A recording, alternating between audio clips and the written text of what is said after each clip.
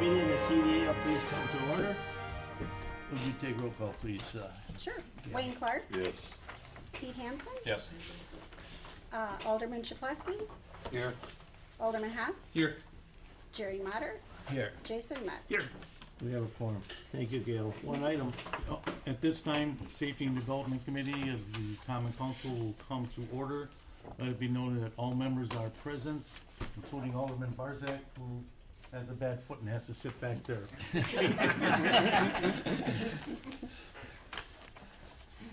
Sit in your back row. Okay, we have two items. Can I have a motion for approval of the minutes of the May 8th meeting? So move. Second. All in favor? Aye. Minutes stand approved. Next item on the agenda. I,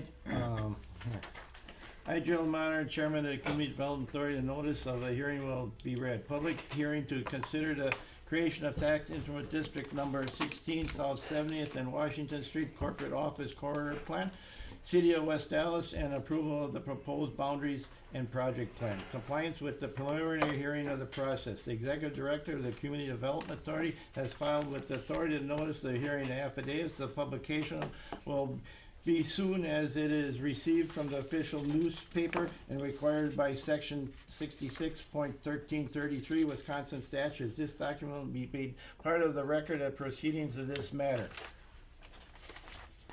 Use the paper clipping. The purpose of this hearing. The purpose of this hearing to afford a full opportunity for all interested parties to express their views and propose consideration of creation of tax increment district number 16 South 70th and Washington Street Corporate Office Corridor Plan, the City of West Allis, and approve for the proposed boundaries of project plan therefore. B, follow the close of this hearing, the authority will consider and vote on a resolution to approving the project plan for tax increment district number 16 South 70th and Washington Street Corporate Office Corridor Plan, City of West Allis, and approval of the proposed boundaries of project plan. C, adopt resolution be submitted by the Common Council of the City of West Allis for approval as provided in section 66.33 of Wisconsin statutes. I now ask Mr. Stiebel, Director of the Authority, to designate the staff to make a brief presentation in respect to this proposal. Mr. Stiebel, you have the floor. Thank you, Mr. Chair.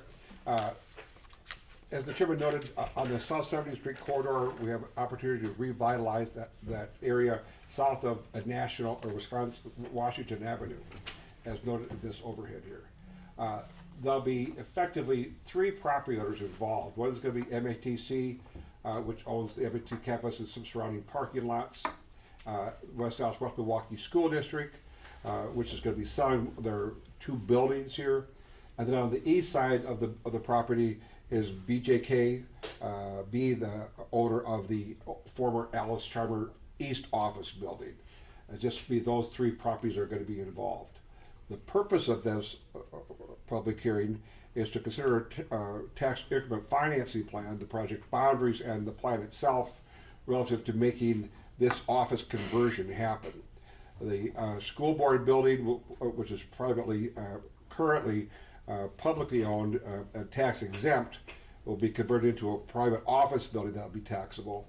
And then ultimately, this is the school board building as noted here, maybe another taxable building built on this property, but more importantly, the east office building would be demolished, and in phase 1, about 102, 104, 120 some room hotel will be built as soon as the north end is demolished, and then in phase 2, these office buildings would be developed. So in phase 1 is going to be the acquisition and privatization of the West Allis West Milwaukee school buildings, the acquisition of the east office building, so to speak, its demolition, and construction of a new hotel. Homes to Suites Hotel, so it's going to be is the flag. The rest of the land will be developed for parking and landscaped appropriately, as if nothing else is going to happen, just to ensure that we have a good-looking area while this whole thing is, while the marketplace itself begins to evolve. And then these other 2 or 3 office buildings will be built as the market requires. Excuse me, Wayne's got it. Go ahead, Mr. Clark. John, does the acquisition for phase one include the former Allis Chalmers executive parking lot? Yes. Yes. There'll also be a park being built in, on the east side, as well as a new roadway on the east side. The rest will be private improvements. There'll be about 22 properties acquired in totality.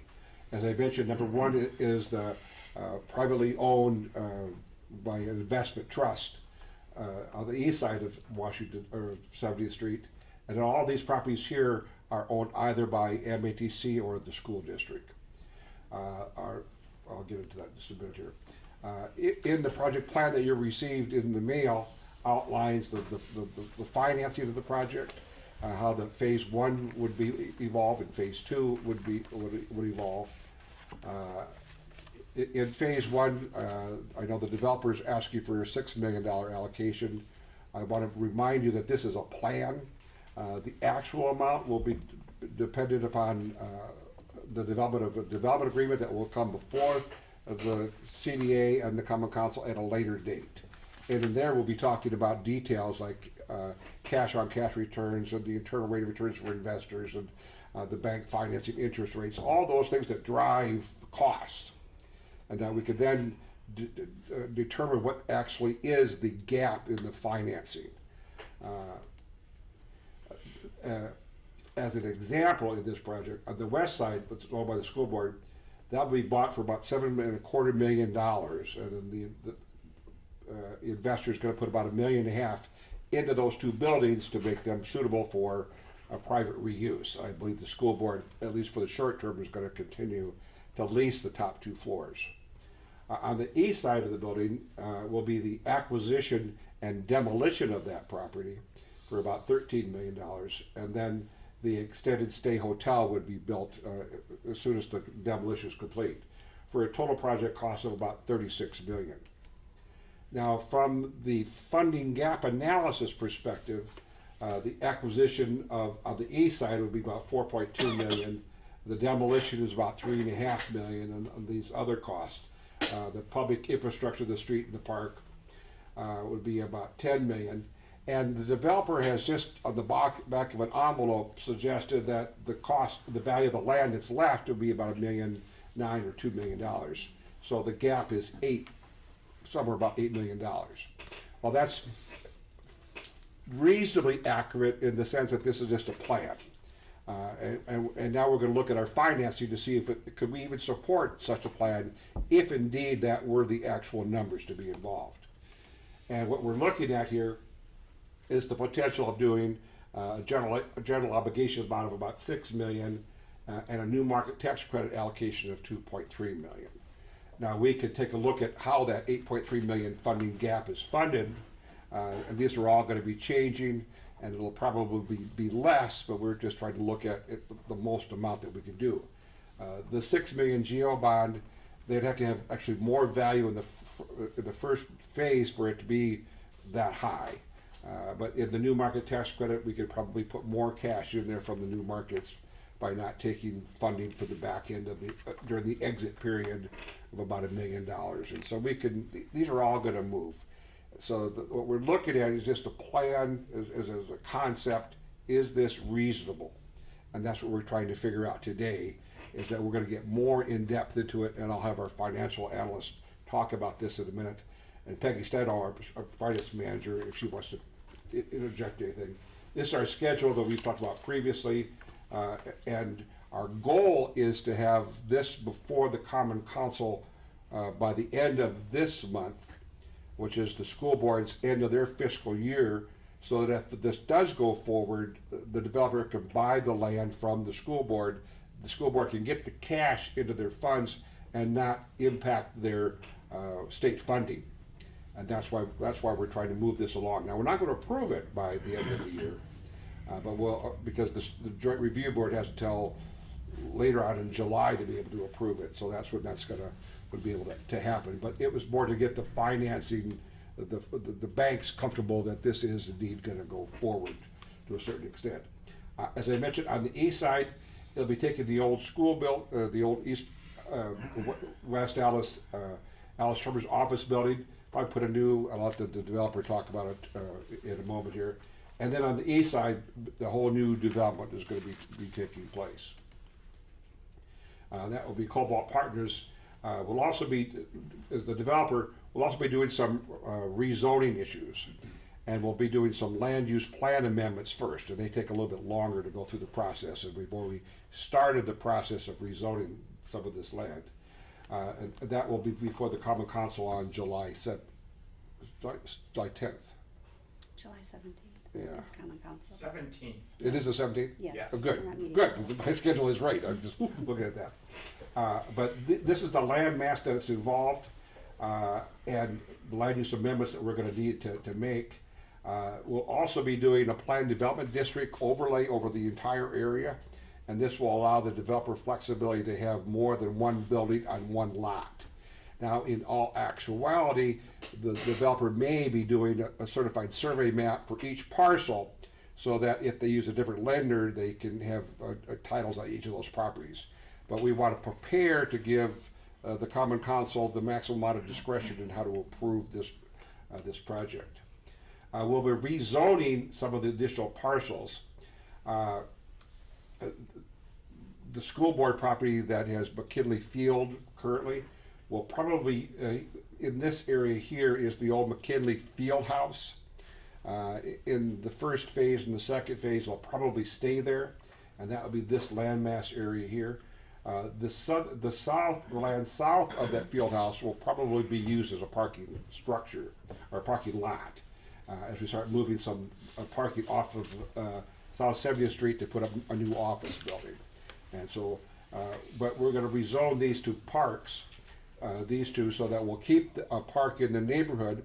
We may change that, but we want to have a plan before we change anything. So essentially, the McKinley Field playing areas will stay there for the short term and maybe the long term, but that'll be negotiated as part of the development agreement as we put this together.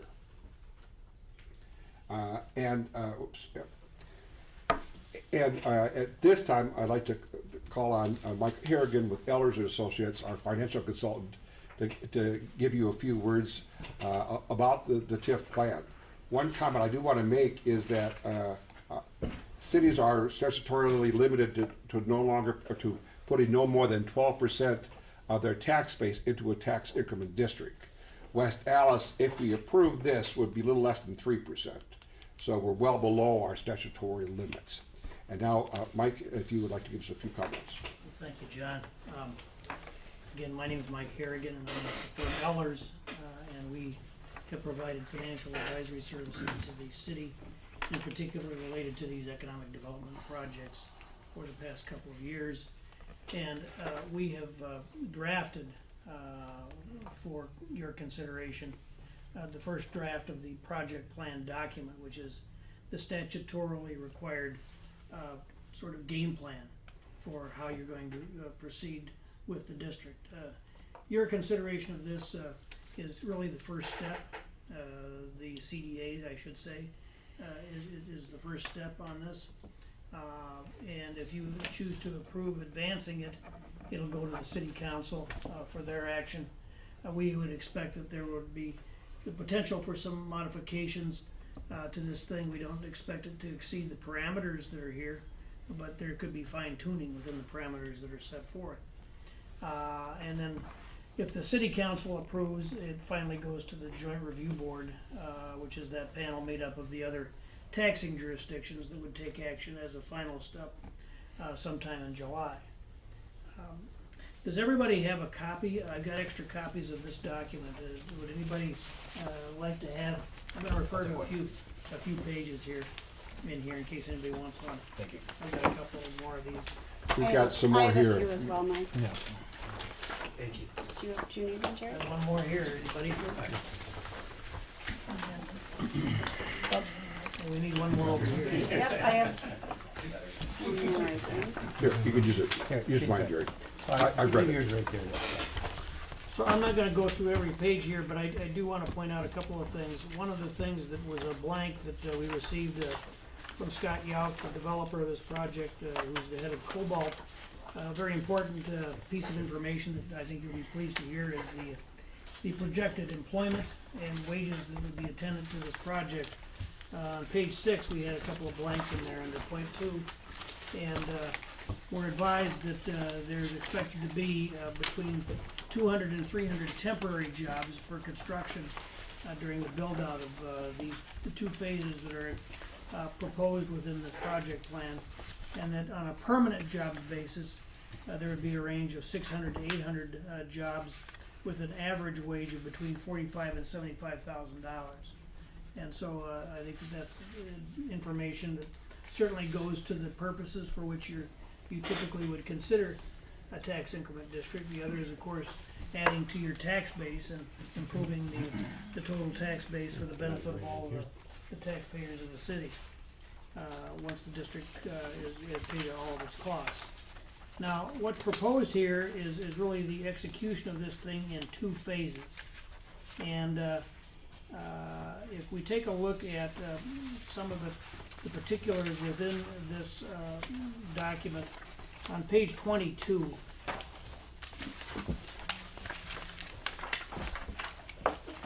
there is an estimate of the costs that were provided here in lump sum fashion by the developer, and the phase 1 costs, and you saw these on the screen that John had just presented.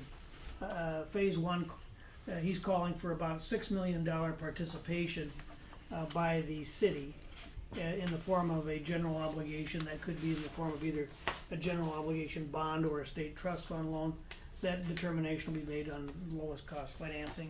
Your finance director has directed that we look into both those options. So that's phase 1, and the second phase would be the additional build out of this thing, and would be done not with upfront capital by the city. The upfront capital would be provided by the developer, and you'd be providing a note to the developer in the amount of $15 million that would be payable only in the event that there was the increment available to make the payments. And so this is a good feature that you've used in the past to limit the risk to the city in relationship to that cash flow. Now, one of the things that we did do here, we took a look at the estimated values, and these again were provided by Mr. Yauk on page 26.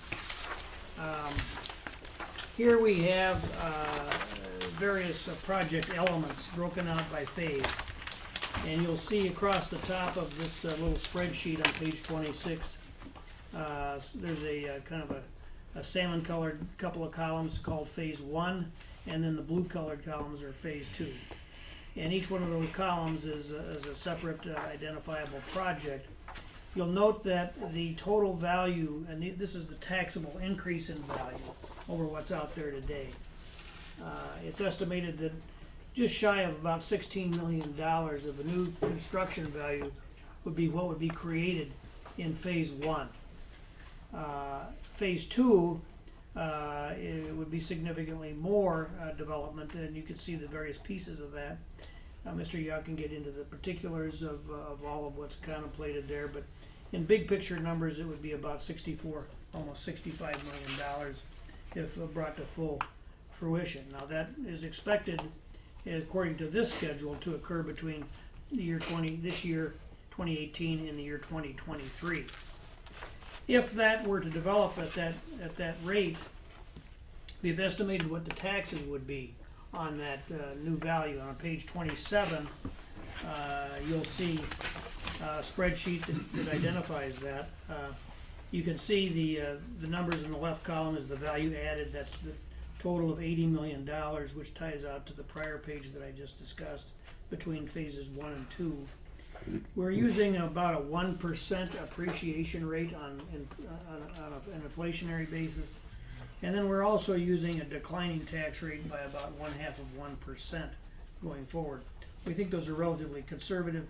If that all transpired as projected, the amount of taxes that would be generated each year are indicated in the green column. And so that ramps up to in the range of about $2.5 million of additional taxes being paid per year. That's the income that would be available to make the payments to cover these costs. And that's the income that would be available to the underlying taxing jurisdictions permanently once this district closes. Now, you'll recall that the developer's request was for $6 million as part of phase one.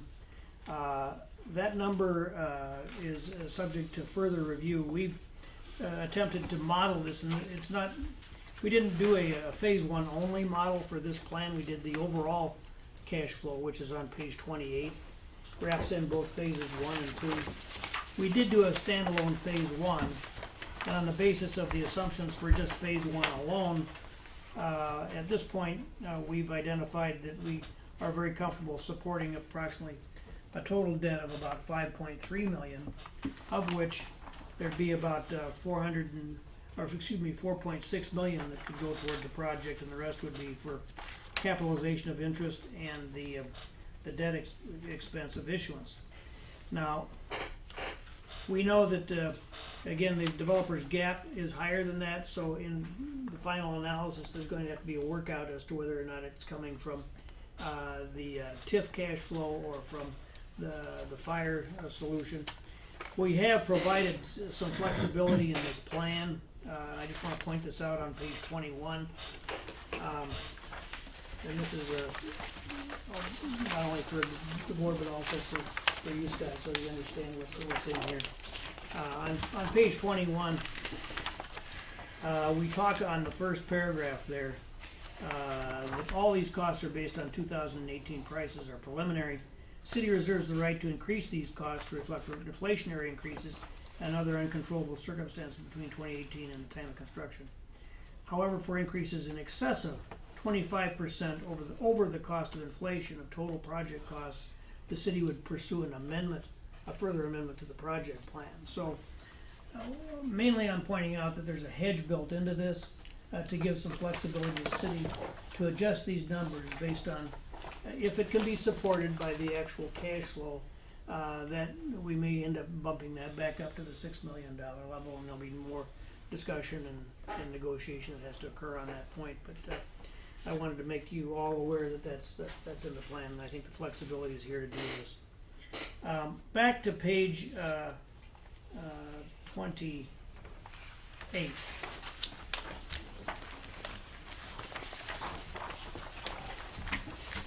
Now this is kind of this is sort of the where it all comes together. This is the key spreadsheet in the plan, and what this is the cash flow projection for the district over its life. It brings in on the very first column on the left the revenues, the tax increments from that page that you and we all just discussed. So you can see that's roughly that $2.5 million a year once we get rolling. We have some estimated interest earnings on the fund balance, some positive interest earnings. We have the capitalized interest that comes in from the bond proceeds on the first issue. From that, we deduct the city's costs of managing the district annually, and we've got an estimate here that's inflated by the rate of 2% per year. That comes out of the top from the revenues, and then we have the net revenues available to cover your costs. The next columns to the right of that are the, first of all, is this taxable general obligation bond, or it could be a trust fund loan item. We're estimating 5.4%, which is actually a little higher than where interest rates are today, but not knowing where rates could go between now and when you actually do this deal. There's some hedging in there for interest cost. But you can see it's structured. We actually structured this so that it would cash flow if it was done on a standalone basis with phase one. The second piece is that $15 million obligation that would be monies paid directly in principal and interest to the developer. They'd be raising their own capital and then using this cash flow to make their own capital payments. And with that, you can see what the total expenditures would be, and the difference between total revenues and total expenditures is indicated by the annual balance column and then the cumulative balance column. What this is telling us is that under this structure, if this whole thing developed just as it was estimated to here, you would actually be in a position to cover all of the costs, and retire the district early, but in the year 2035, which is about 13 years ahead of what the maximum statutory life could be.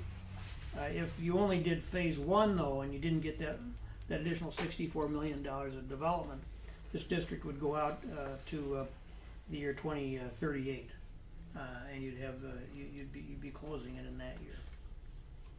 So I mean, as I said, I think this gives you an idea that on our first cut here,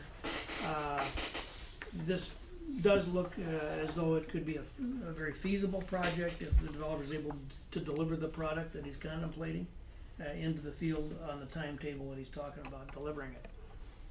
And so the objective here would be to have the Community Development Authority endorse this plan as it's laid out in concept today, with the understanding that there probably will be a few tweaks to this before the council actually gets it in final form. Currently scheduled for your meeting on the 26th of June for the council. Mr. Chairman, that's all my formal comments. I'm happy to answer any questions. Thank you, sir. Is there any Mr. Clark, you have a question, Mr. Mike? Mike, on page 6, you gave us information provided by the developer of 600 to 800 jobs and 45 to 75K. What, is that for phase one or is that for everything? For everything is my understanding. Correct. And we know from experience that projects always have bumps in the road, but putting bumps in the road aside, when would phase one be finished? Well, in accordance with our plan, and I certainly defer to Mr. Yauk on this, but in our spreadsheet on page 26, if you take a look at the first two columns under the phase one, you'll see that the second piece, the hospitality, which is the hotel, estimated to have a value of $10.5 million. That's proposed to be completed construction-wise during calendar year 2019. Is that still in your plans? So that's the plan. And I can address more in a minute. Thank you. Thank you, Mike. A couple of the questions here, or comments. One, I just want to mention that the tax increment, the base is about $3 million. And we're going to have at the end a base of $80 million. That's why we're doing this, is to create that kind of tax increment. In the first phase, we're going to issue a general obligation bond, and that takes the full faith and credit of the city. Now, if the taxes don't support that, then it's part of the development agreement, which is coming later. This is just a plan. The development agreement is where the rubber hits the road. The developer will be personally guaranteeing and corporately guaranteeing the net cash flow to fund that shortfall, should there be any. In the second phase that Mike was talking about, the 15 million, again, is just a ballpark guess at this time, but that will all be borrowed by the developer, and we will pledge whatever taxes are available to pay for it. And if there's no taxes available, he doesn't get paid, and then that's up to him to work it out with his bankers and his personal credit to deal with that. So that's how that will work. And we like to do what we call pay-as-you-go, but with this first phase, because we're doing so much demolition, that's why we're looking at even doing a GO at this time in conjunction with the new market tax credits. And with that, if there's no more questions from Mike, although if there is some more, we can sort of bring them up, I'd like to introduce Scott Yauk, President of Cobalt Partners, to say a few words, and if anybody has any questions for him, we can certainly, he can field them. Well, Scott? Good evening, and thanks for the meeting tonight. Appreciate it. We're excited about this project. You know, I think what's kind of remarkable about the project is we've got about 20 plus or minus acres in the heart of, you know, a dense area that's got a very low tax base, mainly because most of the property is tax exempt due to MATC and the school district, and then the parcel to on the east side of the street, the 1126 building, which, you know, is again significant in size but not a lot of value. So it's almost a rare opportunity to have a, you know, $3 million valuation on that much acreage in the heart of a dense area. So I mean, that really helps present the opportunity. The other point that my grandfather worked at Allis for 42 years, so you know, it's kind of bittersweet. And we went through a visioning session, and didn't know what the reaction would be to that building coming down, but have any of you been through that building? Yeah. Recently? I mean, it's rough, right? There's 300, your number is four, I think the actual releasable is about 350. I think the building is like 460,000 square feet, of which there's about 50,000 square feet of tenants. So it's very vacant, and, you know, and it creates this long north-south corridor. So the idea, and you saw on some of the plans, is really to open up and create some east-west connections and some galleries and so forth. So what works nicely about the plan is phase one really is the acquisition of that building, well, acquisition of all the buildings, acquisition of everything that's outlined basically, demolition of the building on the east side, bringing under the tax rolls the tax exempt buildings which are owned by the school districts. There's immediate value creation there, and I think we've been conservative in the estimates of what those values are. And then demolition, which is significant, is about $3.5 million to take that building down, so it's not a small price to pay, but the benefit here is you've got a low enough tax base that you can support that cost. And then installation of the infrastructure in that park area. And at that point, I think, and I mean, Mike and his team and John will go through it, but you know, that $5.3 to $6 million, really, that's where the gap is. It's the acquisition of that building and the demolition, because when we're done, we're gonna have land that is gonna be worth, you know, John and I debate exactly what it is, but probably $2 to $3 million, right? And we'll have spent 10 to get there. So that's really where that gap is. But we believe and then we'll construct the hotel. That's part of the first phase. And that we've met with city staff, with the hotel group. We've worked with this same hotel group on another project. There's a letter of intent there, so that's a real project. There's been hotel studies done that we've provided the city as well. So that phase one creates a taxable base out of the gates on the existing school district buildings and the commitment to the hotel, takes the other buildings down, cleans it up, puts in the infrastructure, and then, you know, we showed a 5-year absorption on about 300,000 square feet of office space. We think that's pretty conservative. It's, you know, it's 60 to 75,000 square feet a year, which is not a lot of space. We've worked with, you know, on the marketing side, Colliers and CBRE.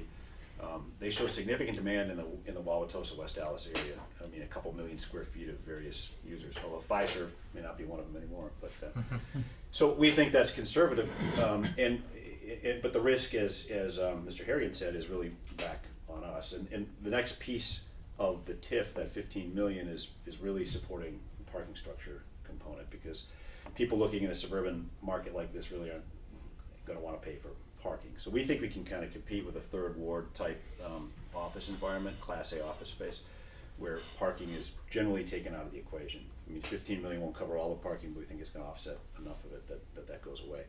But we need the structured parking. We show significant parking as part of the plan, you know, in excess of 2,000 stalls to support what is about 300,000 square feet of office, plus the CTE idea that, you know, we're working with the school district on currently. So the beauty is that the other piece, so as we move, before we do the demolition, we worked with every single tenant in that building on 1126. We met with everyone. I personally met with everybody there. We've addressed their needs. We're mapping them into the buildings on the west side of the street, so they're going to have a home. They're not getting, you know, kicked out of the city. So that gets those buildings reasonably full, and then we have a nice situation where that sustains the debt service on that acquisition. And we can sit on the land for some time without being in a desperate situation. Some of these TIFs, as I'm sure Mike can tell you, I mean, they're counting on increment. I mean, he never puts them in a risky position, but a lot of times you kind of need that user. We could be in a position here where if it does take a bit, we can be selective on the right uses and lead with the right kind of use. So it actually pieces together pretty well. And the feedback we've had thus far is fantastic. I think it's a unique situation to create an office environment like this that isn't, you know, Bishop's. Are you still out there, Mike? Or not? Well, we've got a new building. All right, but some of those environments, I'm sorry. Oh, geez, that's not good. And he's got a vote too.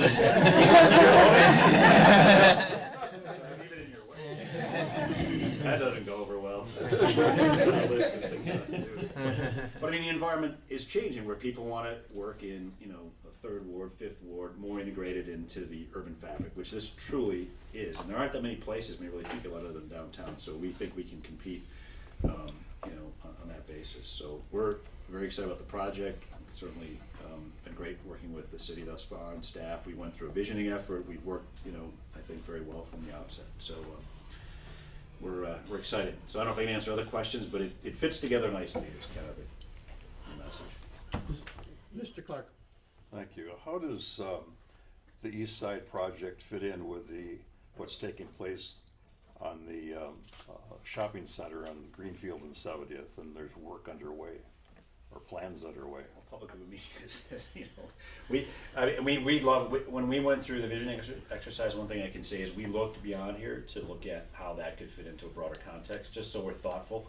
You see this connection of green spaces, and they set up in a way that there will be further connection that gets down to 6 points and beyond. So we've thought about that, and we'd love over time a grander vision. We've been in contact with the ownership there.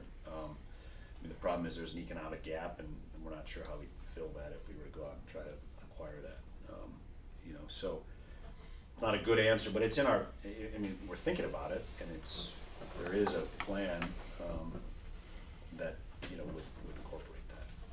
Some would argue that that's not a very attractive shopping center. I would argue that. And Well, you've got a big box right at the corner in the heart of your. absolutely, and it just seems to me that this is going to be an impediment to what you're trying to do. It is, yeah. I don't know if it's an impediment, but I think it certainly won't be what the ultimate vision could be here. We have planned it. We've approached them, and they gave us a number they're willing to sell it at, but it assumes that it's filled up with a few of the tenants that are coming, because they want credit for that. If not, they want to wait till they have them in and get a higher value, right? So, I have talked to the city about ways that, but we gotta create increments somehow, right? And then that's more the issue that's on the come. We gotta say, yeah, down the road, we're gonna do all this. And some of those national tenants, we work with them on our other projects. They're there, they've got leases that go on a long time, and it's a challenge, but we're thinking about it. But it doesn't deter you from moving forward. Oh, no, I'm not, the nature of what's there, I don't think it hurts the marketability of this. I just think there's a better long-term vision than the Thank you. formats that there. Any Other other questions? Great, thank you. Thank you, sir. Yep. Appreciate it. Yeah. No. Any more? That is all, Mr. Chair. Okay, then we'll go.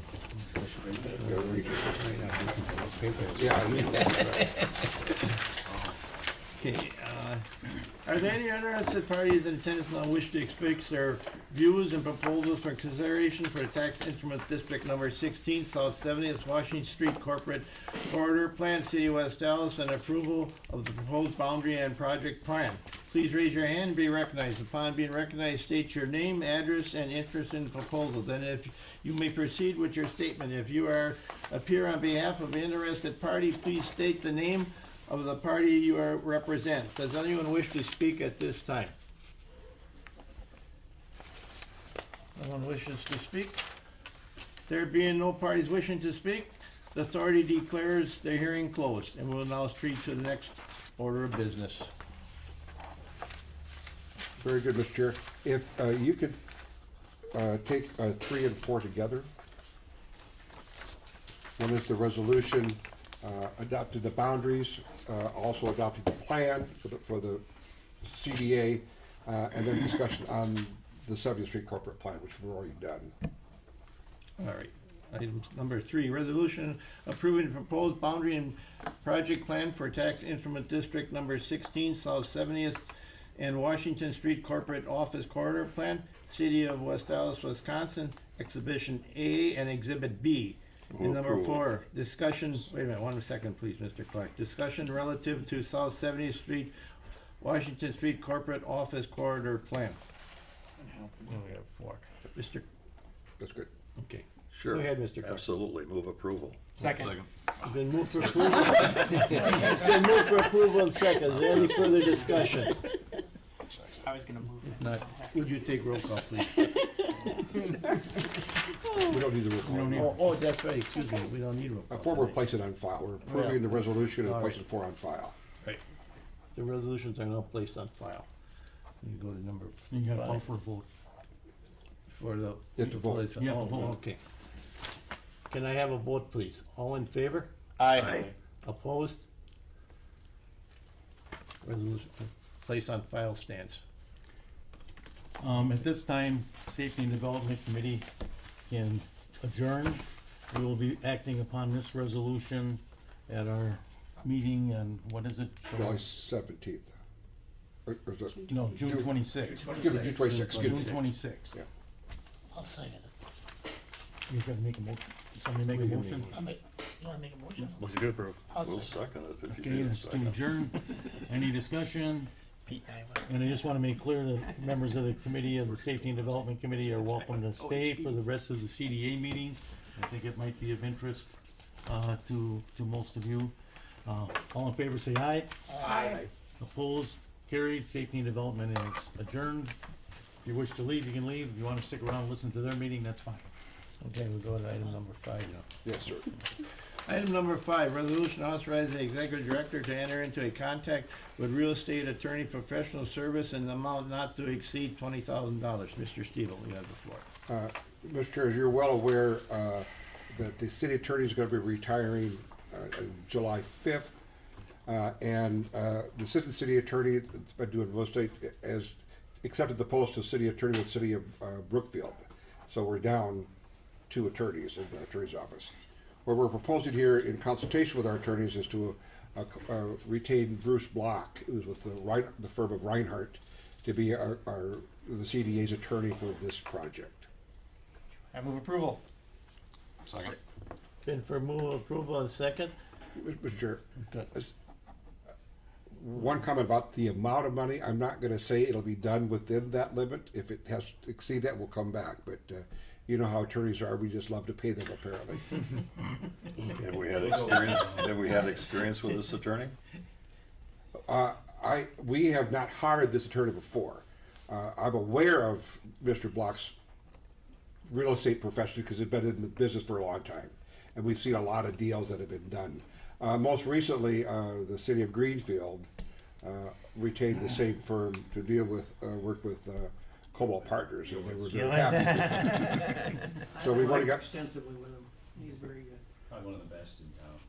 All right. Have you and Scott been able to negotiate a lower rate? Something that we're compatible with? Scott is in the process of doing that as we speak. All right. Make sure it doesn't exceed $100 an hour. Yeah. Just saying, just saying. We would-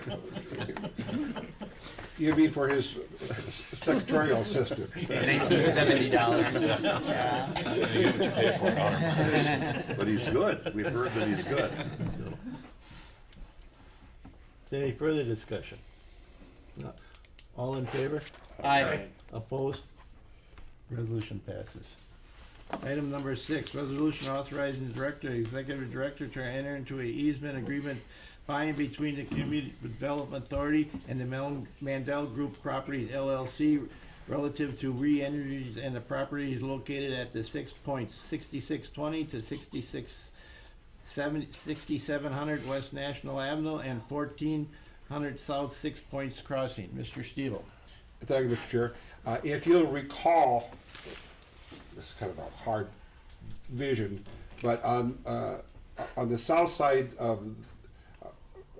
of the former Prest Hill tank site, which is now Aurora is having a medical clinic built by Mandel on Greenfield, and on the south part, the big pile of dirt there is going to be the apartments projects, which are going to start later this month. At the very corner, on the southwest corner, is a bunch of utility boxes and power lines. This easement will then allow the Mandel to enter into agreement with We Energies to put that underground. So all the utilities will be underground. That's the purpose of this. Move approval. Second. Been moved for approval and second. Is there any further discussion? If not, all in favor? Aye. Opposed?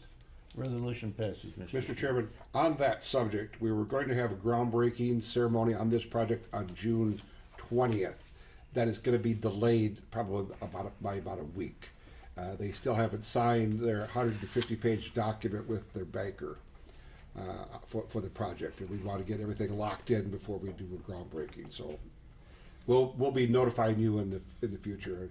Gail, if you'd make a note to tell everybody to hold, that they don't need to hold that date any longer. But it'll probably be the next week. It'll probably be a few days later. Okay, thank you, Mr. Doom.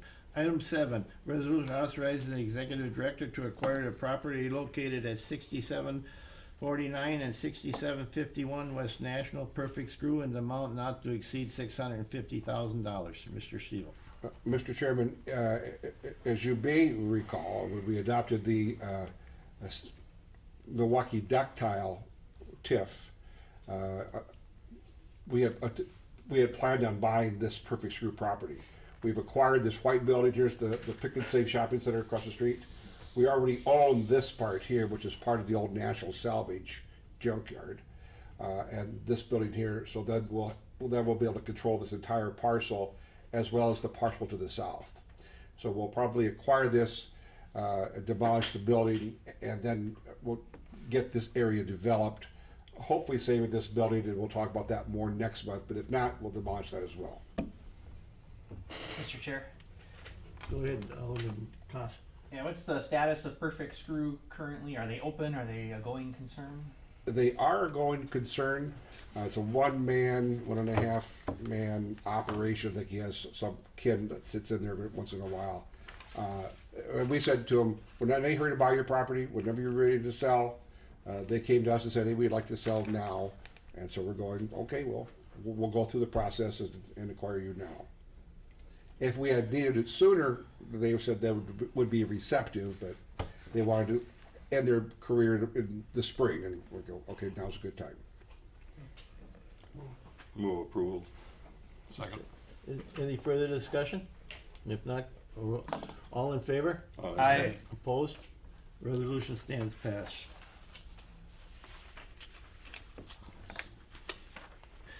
Item 8, resolution authorizing the acquisition of the property located at 6610 West Greenfield Avenue, West Allis, Wisconsin. Mr. Steele.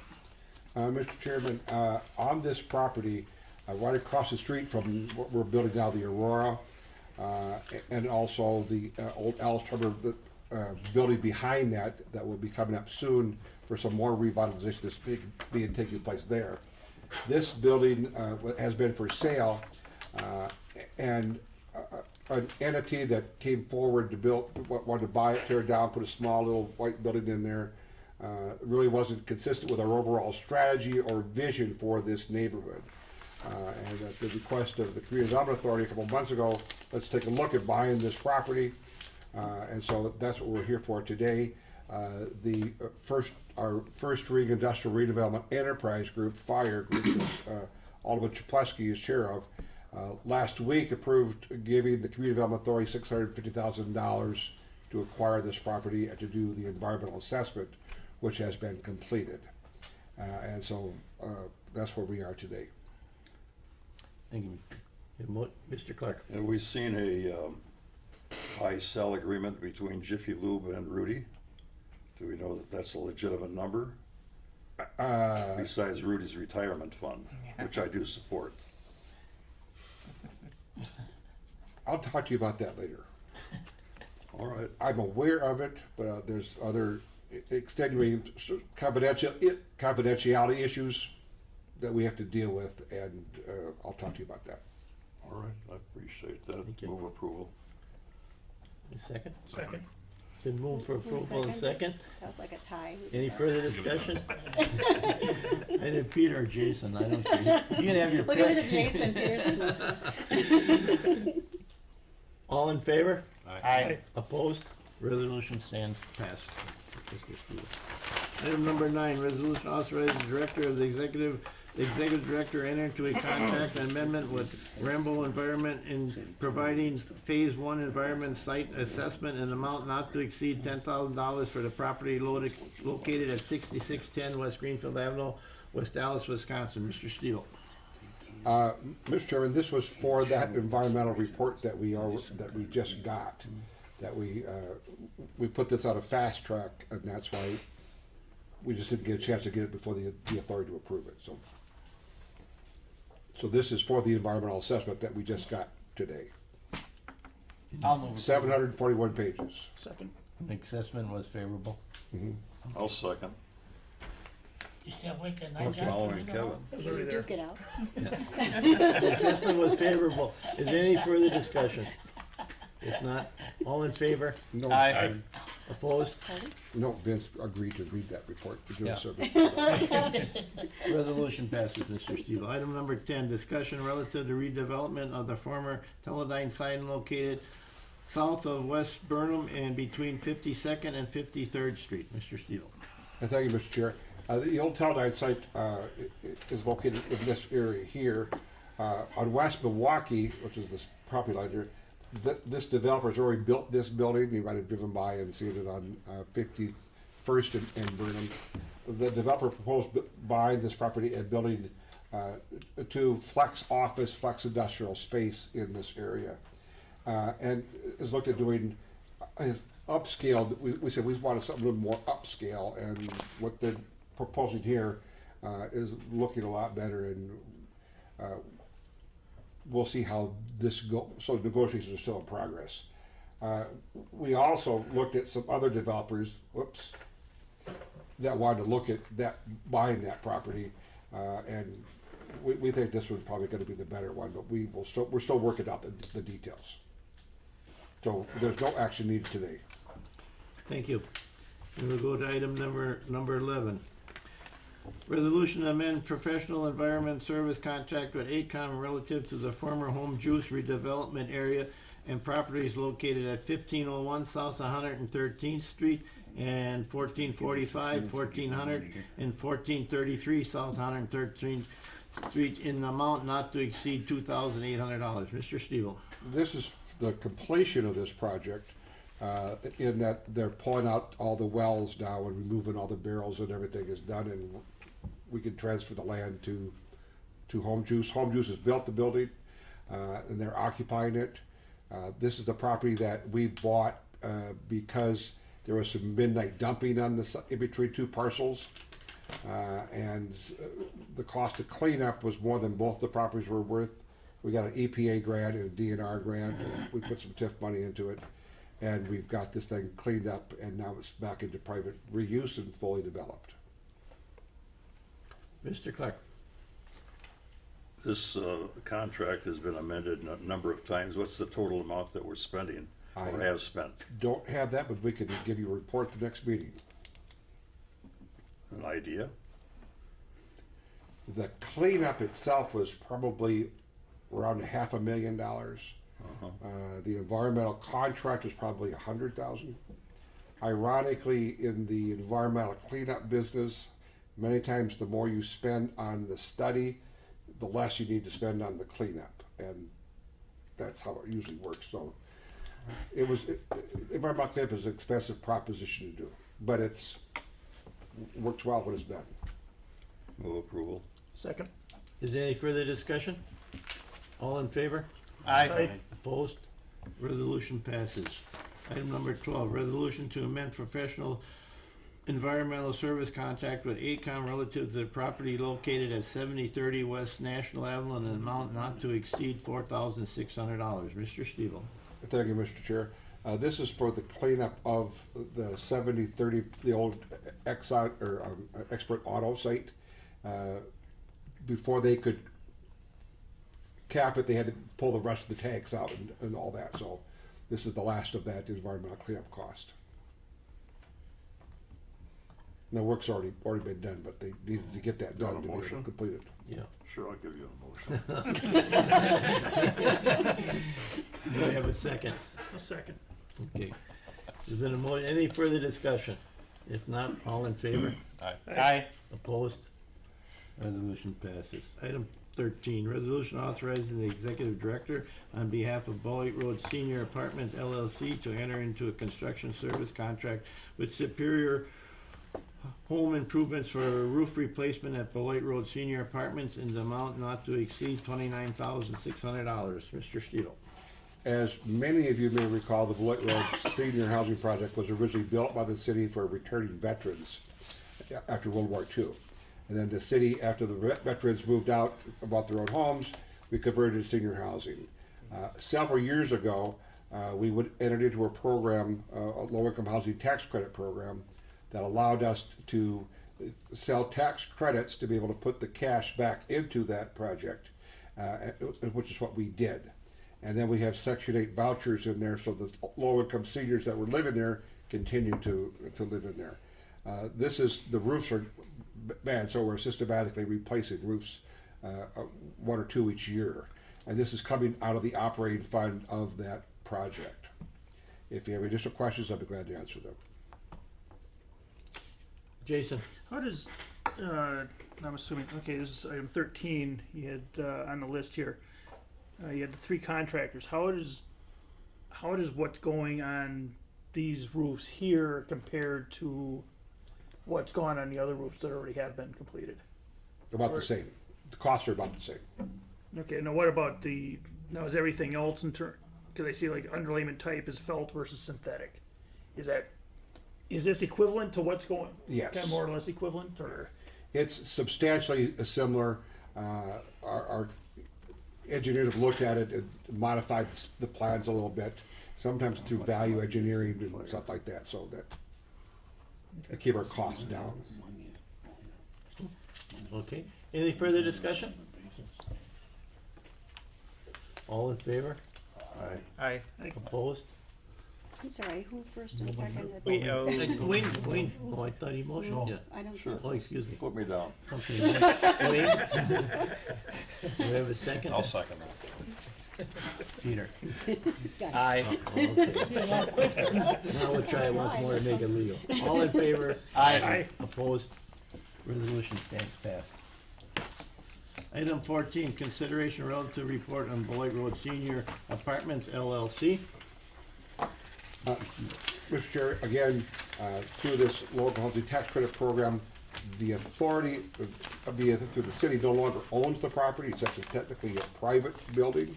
The Community Development Authority is the managing member, and that's why we are managing this for Boston Capital, who was the investor of the tax credits. I think we got about 9 more years left. Then they expire, and then the CDA and the city then acquires the property for $1. Right, so this is the quarterly report that we submit to Boston Capital, that we also submit to the authority. Well, 6 years went by already, John. Over 6 Pardon? years already. No, since we made the deal with them. Well, more than 6 years already. Yeah, but it's moving along. Yeah. Boy, that's. All we gotta do is accept this, right? Yep. All in favor of accepting the report? Aye. Aye. Opposed? Report stands accepted. Item B, consideration of the report on redevelopment initiatives.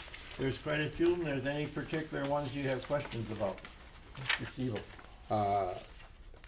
Nothing, but I do want to just bring your attention to the Mandel project. Their marketing is going to be calling it the West, for what that's worth. And this is the Aurora that's going up right now.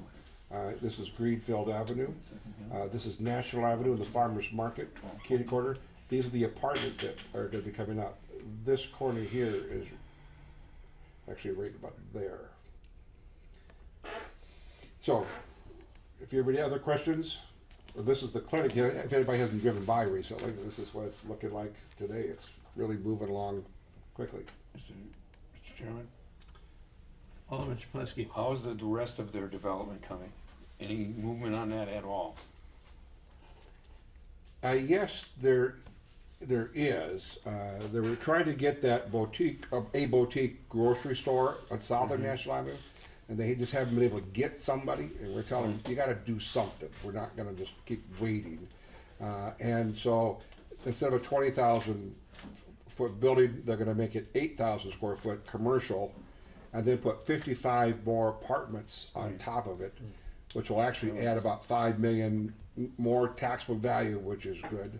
They're keeping all the other food court alive, or they're trying to get the brew pub and the bistro, and then a wine area, and those. So that's still moving forward. Do we still own that property? Yes. We do have an agreement with them that they can put the dirt on it that they're putting on it, some of it now.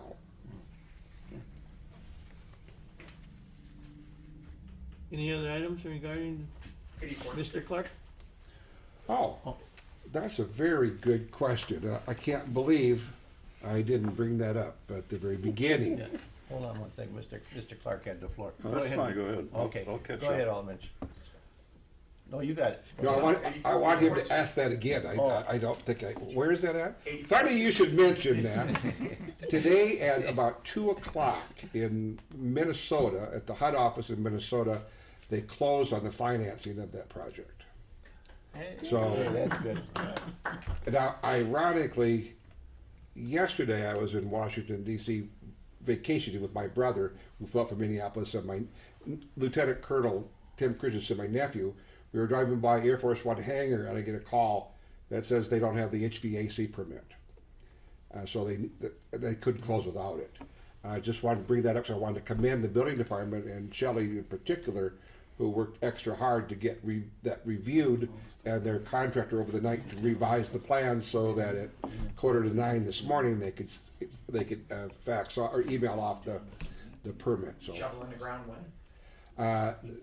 they'll start almost immediately with the re-energies, pulling out all the electrical lines and the gas.